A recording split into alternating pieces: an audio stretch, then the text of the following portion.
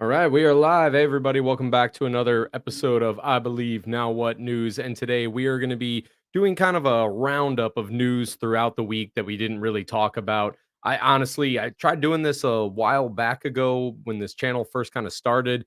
Didn't gain much traction, but you know what? There's just so much that goes on that honestly, I don't think we can cover all of it in just one short one episode per day or every other day. Work's been crazy for me lately, so we're going to go ahead and do a massive cover of it. Now, some of these articles I am very, very, very familiar with. Some of these other articles not so familiar with, but we got some talking points on everything. And that's what we're going to be going through today to keep you informed and thinking about things from that Christian standpoint. And with these roundups, if anybody has any comments, questions, just statements in general, by all means, I highly encourage you to please drop them in as we are doing the live stream. If you're watching this in the future, highly encourage you to do that as well and keep the conversation going. All right, let's go ahead and get into this. So we're going to use the Christian Post as our primary. I love the Christian Post mainly because they're very non-biased, it seems like, in their reporting. That's just my opinion.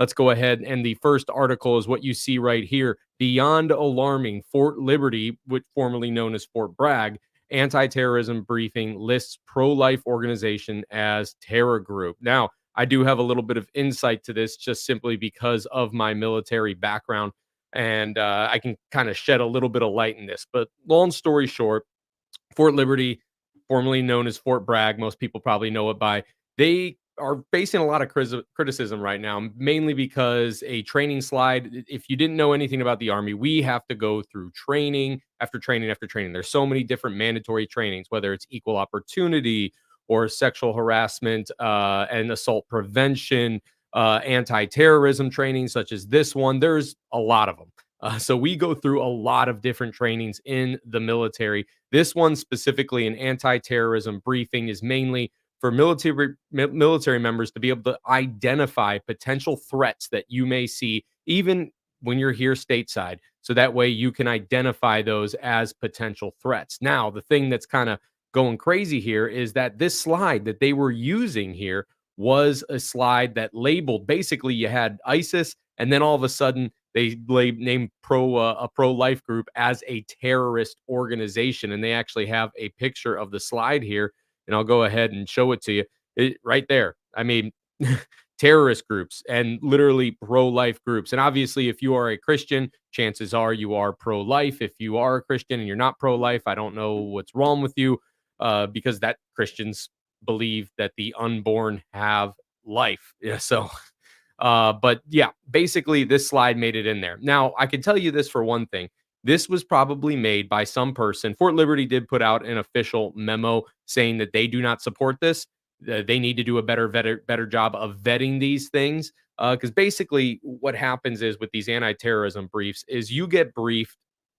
It gets put together by somebody who is supposed to be an expert in the field, and they're actually supposed to use actual terrorist organizations that are identified or threat organizations that are identified. And obviously, this person, whoever made this, has probably an alt left agenda. It was probably either it could have been somebody in the military, or it could have been a DA civilian, or it could have been a civilian contractor. We just don't know because they're not identifying or releasing who did this. Needless to say, this never should have been in there. Fort Liberty, the military acknowledge it. The Department of Defense acknowledges it. But it just shows that we need to do a better job of vetting these things as the military. But the overall arching picture is what you're going to keep seeing more and more and more. And this is where it comes from, thinking about things from a Christian mindset.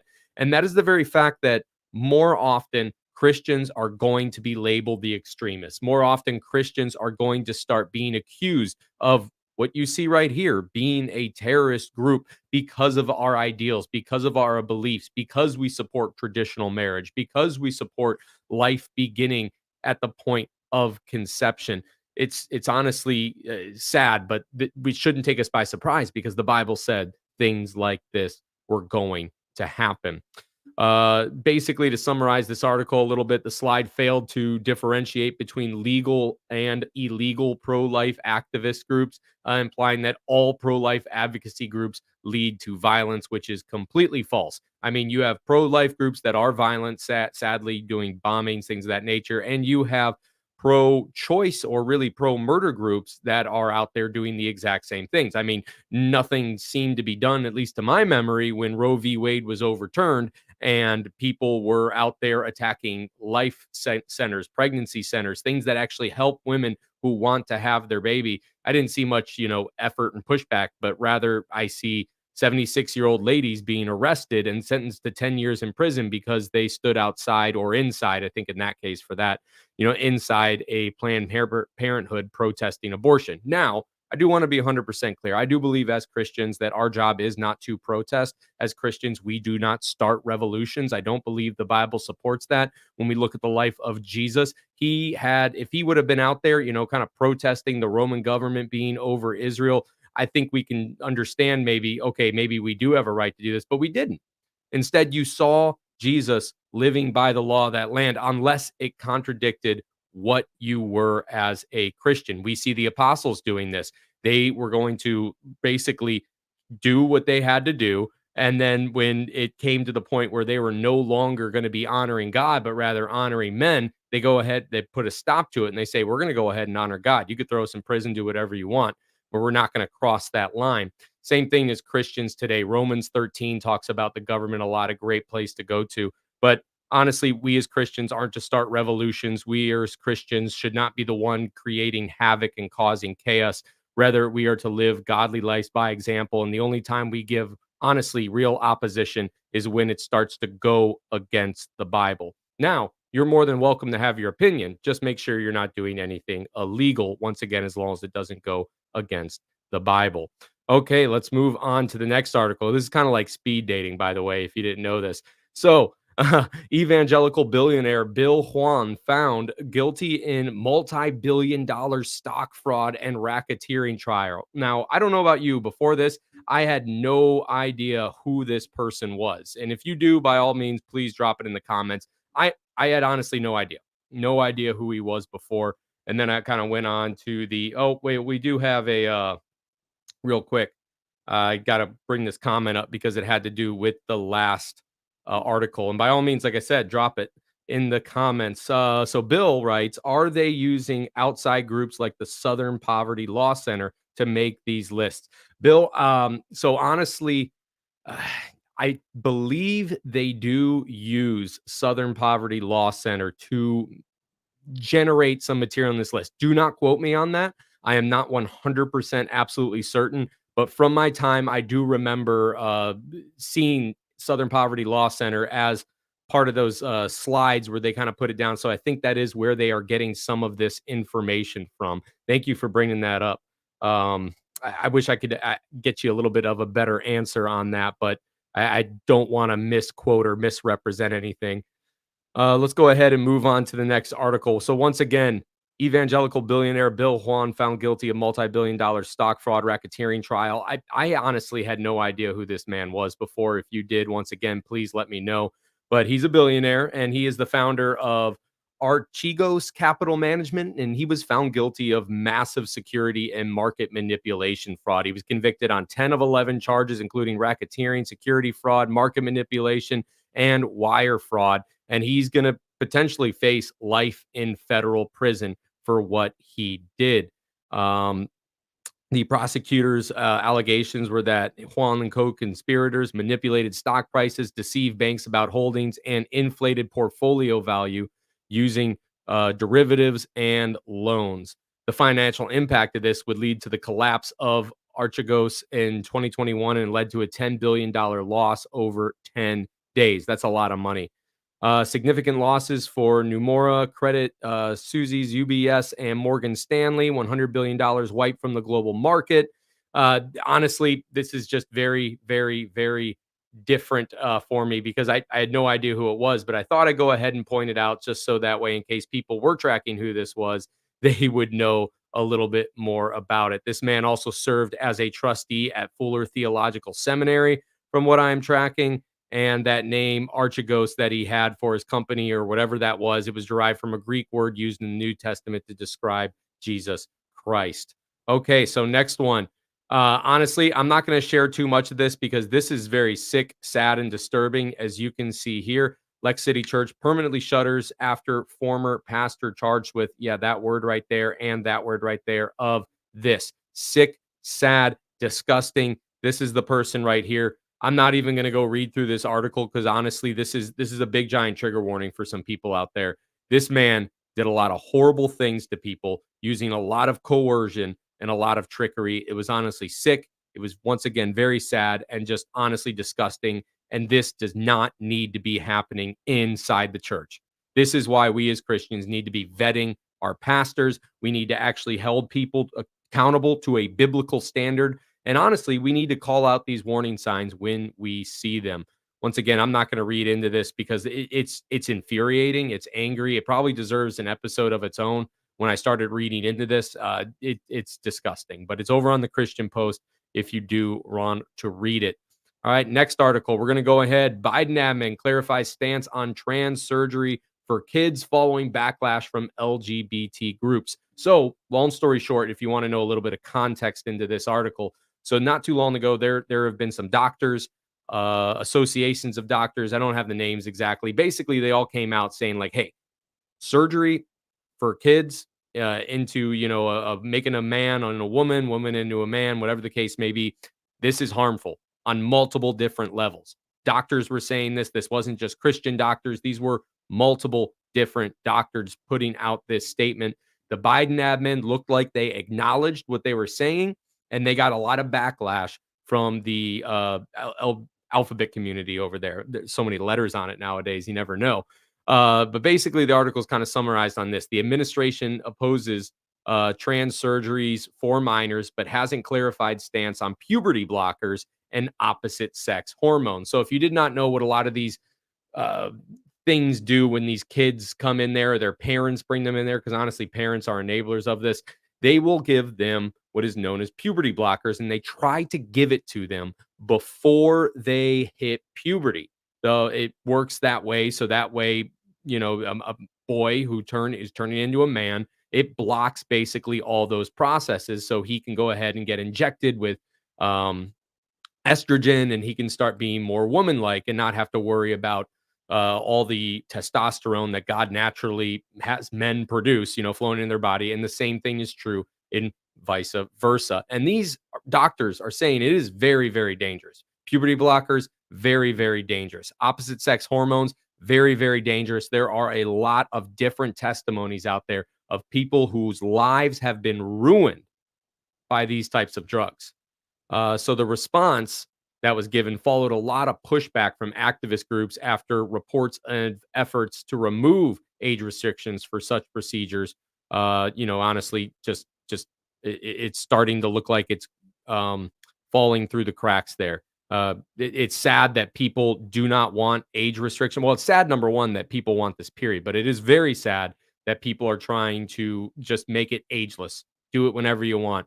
If you're an adult and you are one of a depraved mind, do what you want.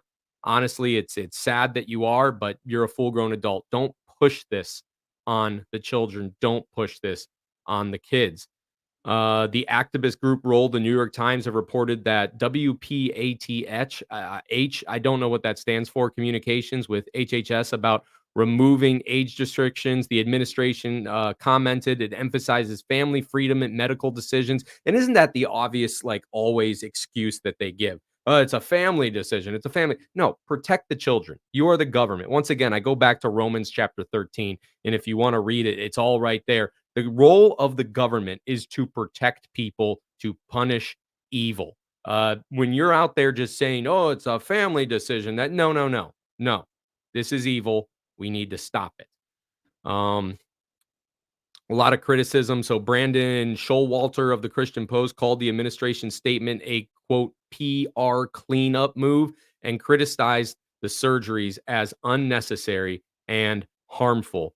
The ideological influence here, Showalter noted that the strong influence of LGBT activists on the Democratic Party and lack of response to concerns from dissenting groups.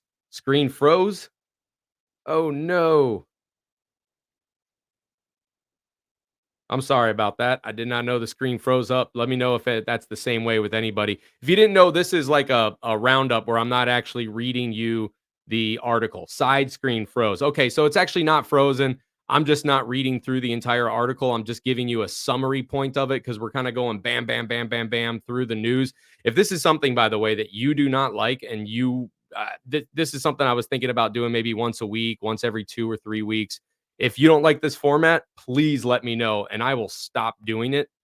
This is totally, totally brand new. So if this is something that you don't like, by all means, please let me know and I'll stop doing it because I want to do what is the best for y'all in getting news out there. Once again, this isn't going to be the normal MO. This is maybe a once a week, once every 2 or 3 week type thing. Um, but continuing on with this article right here, apologize for that little break. The Supreme Court case here that we're going to talk about, the U.S. Supreme Court to decide on Tennessee law banning sex change surgeries, puberty blockers, and cross sex hormones for children, making it the first such ruling on laws constitutionality. So basically, it looks like Tennessee was somebody who went out and actually put this block in place, and hopefully more people do that. Honestly, it's something that should not happen. It's something that should not be happening, period. And hopefully it it's just sad. It's sick because if you go through Romans chapter 1, you see exactly what this country is doing because sadly we are following that Romans chapter 1 pattern, Romans chapter 1 verses 18 through 32, where God basically gives up people to their own depraved ways. He is no longer basically kind of holding that chain. He's just going, all right, you know what? You guys do what you want to do and see where it gets you. And you can see what's happening now. I mean, we have people so confused that men believe that they're women and women believe that they're men, and they're pushing this on small children, which is sad. It's sick. And honestly, it is disgusting. Okay, so last article that we're going to kind of go over, and then we'll kind of take some questions or read some more comments over there. We got this that happened. Doug Wilson and Al Mohler discuss Christian nationalism at conservative conference. So this was a really, really long article. So I'm going to do my best to go ahead and kind of go over the talking points for this without boring you to death. It was a very, very long article. But basically, this is something that took place at NatCon 4 panel discussion, the role of Christianity in government. It had Albert Mohler in there, if you didn't know, former SBC president, theologian. It also had Pastor Doug Wilson. And they discussed Christianity's role in government at this conference in Washington, D.C. In agreement, both of them emphasized that maximizing Christian principles that Christian principles should have a play in shaping the West and U.S. governance, and honestly, really around the world. A little bit of background here. Wilson is a pastor of Christ Church in Idaho, Mohler, president of Southern Baptist Theological Seminary, and they highlighted the need for Christian influence in social and economical norms. They critique the current lack of clear Christian leadership in politics. And let's go on to a little bit of what this Christian nation concept is. Mohler advocated for acknowledging and integrating Christian values into state structure without requiring universal Christian faith, emphasized respect for theological commitments in a pluralistic society, and inclusivity. Mohler and Wilson suggested openness to Jews with a Christian framework, but implied challenges for other faiths. They also stressed the importance of theological coherence for national unity. They talked about the 10 Commandments because that's been something that's been a topic of kind of, how do I put this? Oklahoma basically passed, not Oklahoma, sorry, I'm mixing it up. Oklahoma wants the Bible in every single classroom. Louisiana, they went ahead and had the 10 Commandments put up in every single classroom. That's what they went ahead and passed. They kind of commented on that. Mohler praised Louisiana's mandate to display the 10 Commandments in public schools as a positive. Then they talked about the public versus private sphere. Wilson argued against isolating Christian virtue to the private sphere, advocating its relevance in public policy. They talked about Christian nationalism. Wilson defended Christian nationalism, asserting that it is necessary amid societal and spiritual challenges. That's conflicting to what some people like, say, John MacArthur, who's doing. John MacArthur, if you ask him about Christian nationalism, he would say that there is no such thing. But that's because basically Doug Wilson and John MacArthur have two very different eschatological, I'm messing it up, but two different eschatologies. So they have two different eschatologies. One, John MacArthur is what is known as a premillennial. Short summary, if you don't know what that is, basically things are going to keep getting worse and worse and worse, and then eventually, Jesus is going to return. He's going to set up a literal 1,000-year reign of the millennial kingdom, and then usher in the new heavens and the new earth after that 1,000-year reign, and the devil is thrown into the eternal fire. Uh, Wilson, on the other hand, he is a post millennial, which means he believes that really that I got to clarify 100% on his views, but I believe, at the 70 AD destruction, that was basically what we see being foretold in the book of Revelation, the 70 AD destruction of the temple in Jerusalem, and that the kingdom basically, it's more of a positive. Post millennial is more of a positive outlook that the world is going to continue to get better and better and better and better until Christ eventually returns.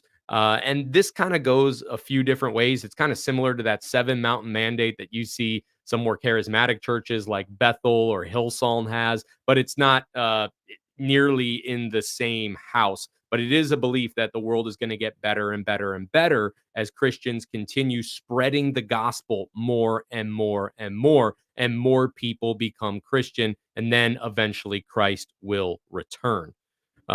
So that seems to be the big disagreement there. Wilson, once again, defending Christian nationalism, but somebody like, say, MacArthur, who denies Christian nationalism is even real. Whether or not what you want to believe on it, I don't like to debate eschatology with people because I hold my personal eschatology that I believe very, very loosely. I'm willing to be proven wrong on it because at the end of the day, it's not a salvation issue. It's not worth splitting hairs and arguing with people.